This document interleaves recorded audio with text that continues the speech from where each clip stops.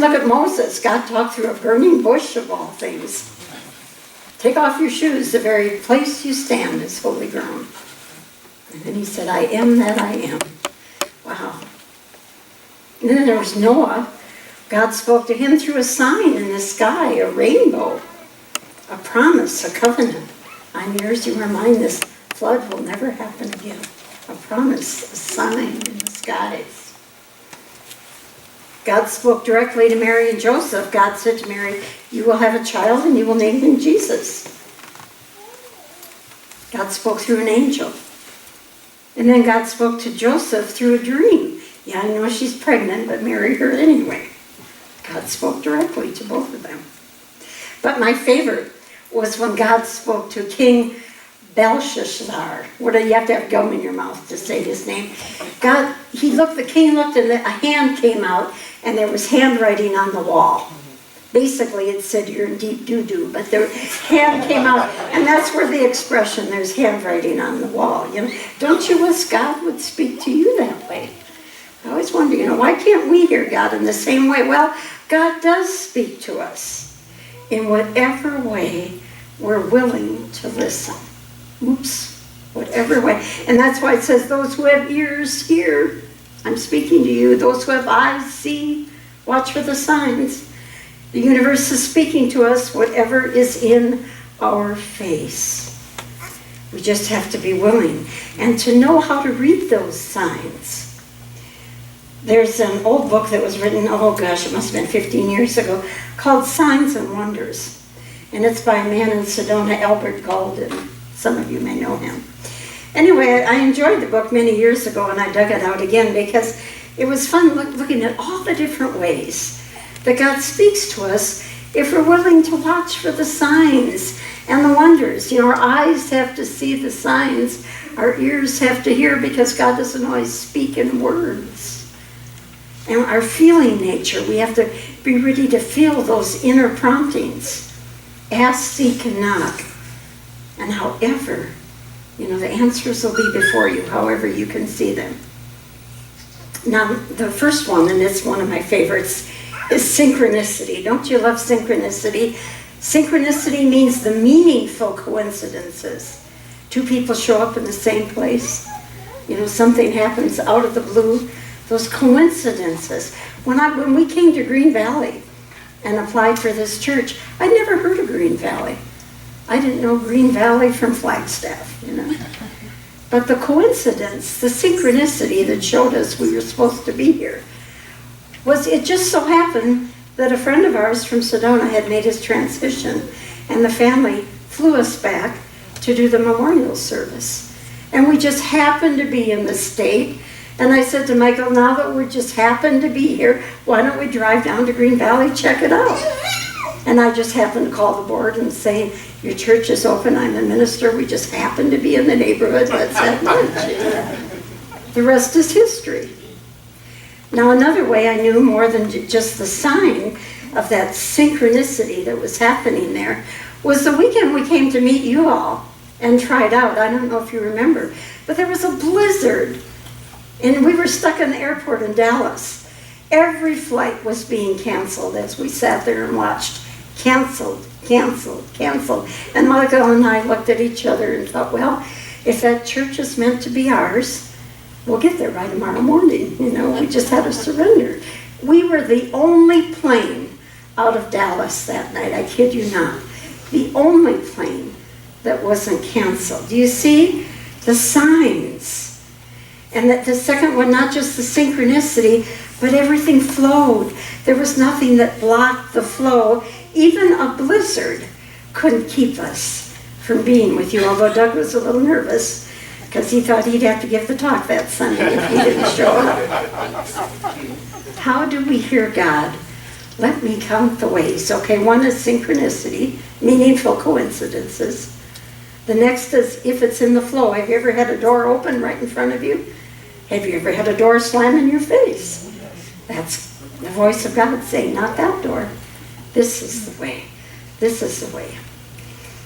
A friend of mine, the first time we were at Unity Village, which if you've never been to Unity Village, it's a wonderful place to go visit. So she and I were there, and we were both making the decision to apply to ministerial school, and she could feel the prompting, but wasn't quite sure, and she asked God, I need a sign. Should I apply for ministerial school? She went home. She was laid off from her job the next day. Was that a sign? That sign said, this isn't your job anymore. Go to ministerial school, and she did, and she's the minister in Port Townsend right now, if any of you have ever been there. My favorite minister sign though is, and I've shared this with you before, one minister friend had two offers of two different churches. One was east and one was west. And again, she asked God for a sign. And that night she went to Arby's for dinner. And they were promoting their Western burger, and there was a big sign, Go West. She said, that's it. She took the church out west. My mother had asked for a sign when I went to ministerial school. I was raised Catholic, you all know that.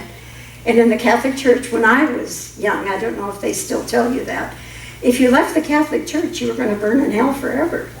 Not only did I leave the Catholic Church, I was divorced, I did how many things that I was going to burn in hell for. And then I was applying to be a minister in another church. And my mother was very open-minded. She believed everything I believed. But she was just a little nervous.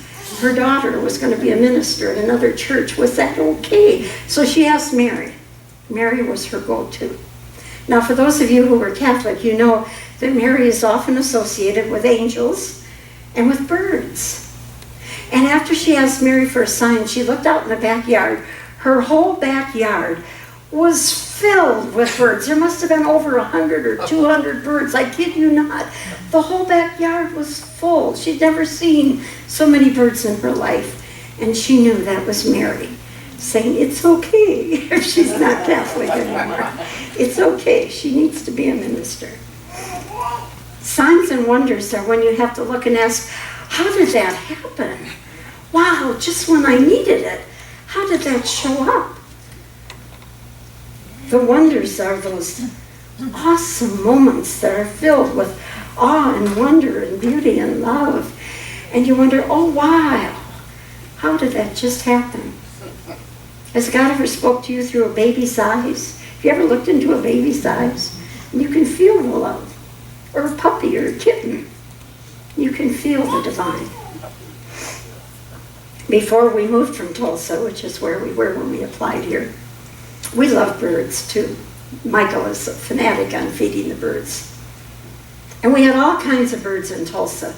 Every day there was a new bird, but we never had the bluebirds. Now we had blue jays, lots of blue jays, but never, the bluebird of happiness. We never had any bluebirds the whole time we lived there. We thought they weren't in Tulsa anymore. The day before we moved, we were packing up and getting ready to go. Coyote came running to us and said, look in the backyard. There were at least 6 bluebirds in our backyard. We took that as a sign. There's happiness ahead. There's happiness coming in this move. And then when we drove out here, from the time we were in Tucson all the way to Green Valley, there was a rainbow the whole way into Green Valley on our moving day. All the way. We took that as a sign. You're doing the right thing. This is your place. Now, my dear mother, who had prayed to Mary when I became a Unity minister, when it came to be her time and we knew she'd be passing someday, you know how it is, your mother, you never know if it's going to be days, weeks, months, but we knew it was going to be soon. And we were waiting for that phone call, and meanwhile, I was walking out of my bedroom into the hallway, and there was a hook on the wall that I had my necklaces and whatnot in my bedroom, but on one hook I had a rosary that my mother had given me on my ordination day. She came to my ordination, believe it or not, and she gave me this rosary. She said it was her, my dad's, and that this was from both of them, and I actually wore it. When I was ordained a Unity minister, I wore a rosary. Do you believe that? That's so me, Anyway, so I was walking by, and this rosary flew off the hook and landed at my feet. And I just knew it wasn't long after that the phone rang. Your mom has passed. Miracles, signs, and wonders. God speaks to us all the time. We just have to be willing to listen. In this book, the author tells the story of this man who goes to the doctor and was told that he has this disease. Not a very good disease, I don't remember what it was. But he's afraid, and he's upset. And he drives home, and he's sort of driving erratically because he's in this place, oh my God, I've got this medical problem. And then pretty soon he hears the siren. The cops are pulling him over. But the cops pulled him over right under a sign. I've got to read it so I get it right. Because the sign said, miracles can happen, do not despair. Miracles can happen, do not despair. Was that God pulling him over right under that sign so that he could be reassured it's going to be all right? Now, I'm a feeler. So when God speaks to me, it's usually my feeling nature, those promptings. Remember the Wizard of Oz, follow the yellow brick road? That's your feeling nature. Follow your feelings. Your feelings will take you where you need to be. Have you ever had the tingles? Have you ever had the chills? Has hair ever stood up on the back of your neck? Isn't that your spirit speaking to you? When I was in Tulsa and I was buying a house, I looked at a lot of houses and none of them clicked. One day I pulled up to this house, the realtor was excited, she could feel it. We pulled up to this house and we both knew immediately that this was my house. I didn't even have to go in to see it, although I did. But I knew before I even walked in, this was my house.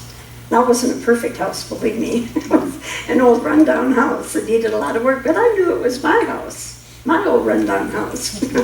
Had a huge backyard full of trees, and that's all I wanted was trees. I had to have nature. Anyway, I just knew. How did I know? You know, you asked, how did you know? I just knew. No rational explanation for it. Have you ever had a dream where someone spoke to you in a dream? God speaks to us through dreams all the time. Just 2 weeks ago, I was doing some inner consciousness cleansing. You know what that's like. And in my dream, there was a flash flood. And there was this dirty water flashing by the street, running all down the street, dusty water. And I knew I was cleansing my consciousness of whatever it was I was cleansing that day. I was letting it go. Now let's take the idea of dreams and ideas. God speaks to us through ideas that come to us. Let's put the two of them together. I had a friend who was a sign maker, and he was commissioned to make a sign, but he didn't quite know how to do it. It was an unusual sign. He didn't have the skills to know how he was going to make this sign work. So he decided to pray for 7 days in a row. Every day for 7 days he prayed. And on the last day, he had a dream that night. And in the dream, he saw the sign, and he knew it was the whole complete idea. He knew exactly how he had to make that sign. And he followed the directions that came to him in the dream, and the sign worked perfectly. God speaks in dreams. God gives us divine ideas, and the means for fulfillment are there. There's no resistance. The means for the fulfillment, that's how you know it's God's. It's all there for us. Nothing will stop it.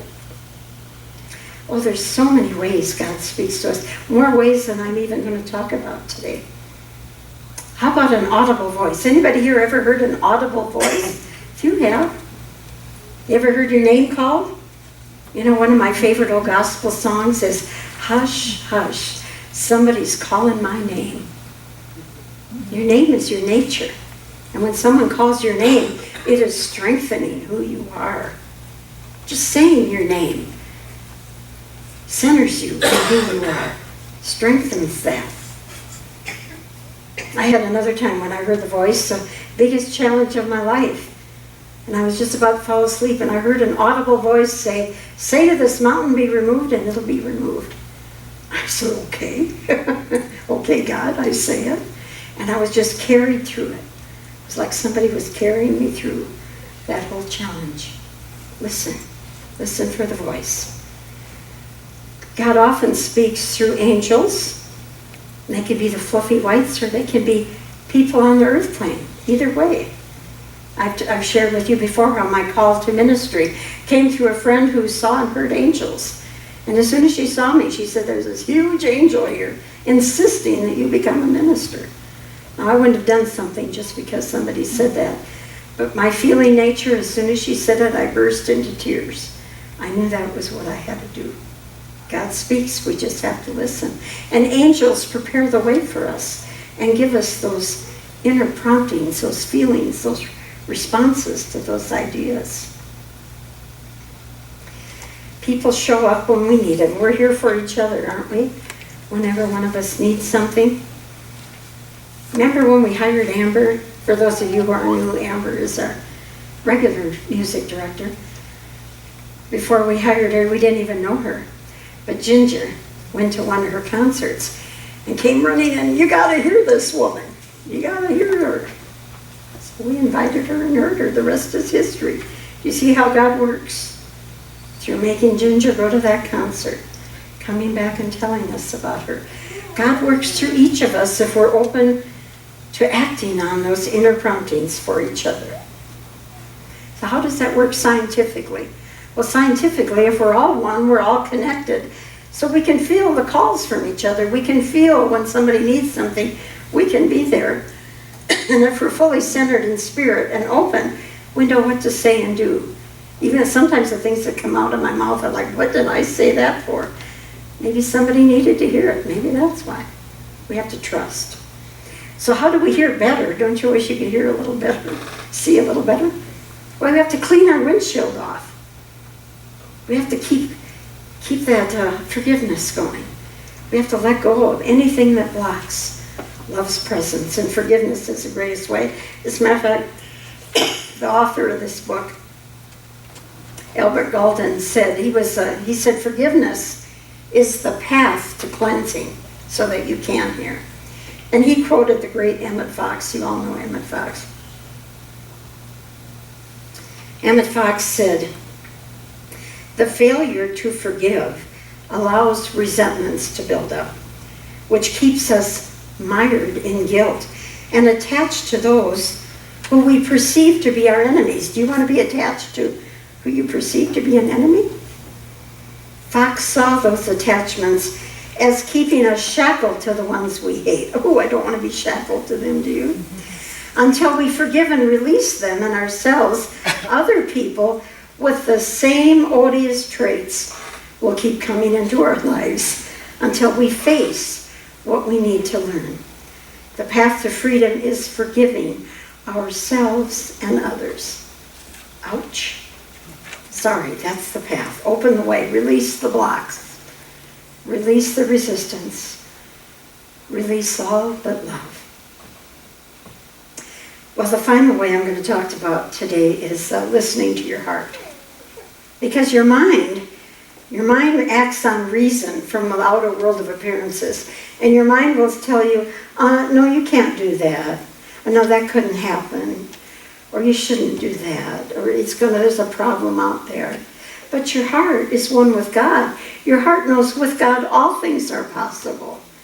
And so your heart will show you the way to freedom. The way that your path is meant to be. The wisdom of God is often foolishness to man. With God, all things are possible. Your heart shows you the way. So let's just recap a little bit. First, do you really want to hear? Do you really want to hear and know and see? You have to want to hear and see or you won't. And then you make that conscious choice. I'm going to ask for a sign. And then I do want to see it. I do want to hear it. Even if it's something I may not like or understand when I see it. Like somebody getting laid off from their job. Is that a clear sign or what? And then we watch and observe. What's in my face today? What am I hearing? What am I feeling? What am I seeing? Watch for the signs and the wonders. And when we see them, act on them. Trust them. Often the sign will be right in front of us, but we'll go another way because we're too afraid to take that step. And then we have to acknowledge those signs and be grateful for them, appreciate them. Like in the color purple, God just wants us to appreciate. Bless those signs. Well, there's more ways than what I can talk about today. When you're having coffee afterwards, maybe you can share with each other. How has God led you here? What has God said to you lately? What's in your face? Maybe they can help you understand. I want to close with a quotation from Rumi, good old Rumi. He said, there's a voice that doesn't use words. Listen. There's a voice that doesn't use words. Listen. And let's take that in our prayer. God, we are willing to listen. We choose to see and know the truth of our being. We ask you to show us the way. We ask for direction and guidance. And we are willing to release everything blocking love's presence. We are willing to let go of all resistance. We are willing to release the fears and the doubts. We are willing to live, move, and have our being in your love today, your signs today, and all the wonder that's in it. We say thank you, Father, Mother God, as we affirm this in the nature of the Christ. And so it is. Amen.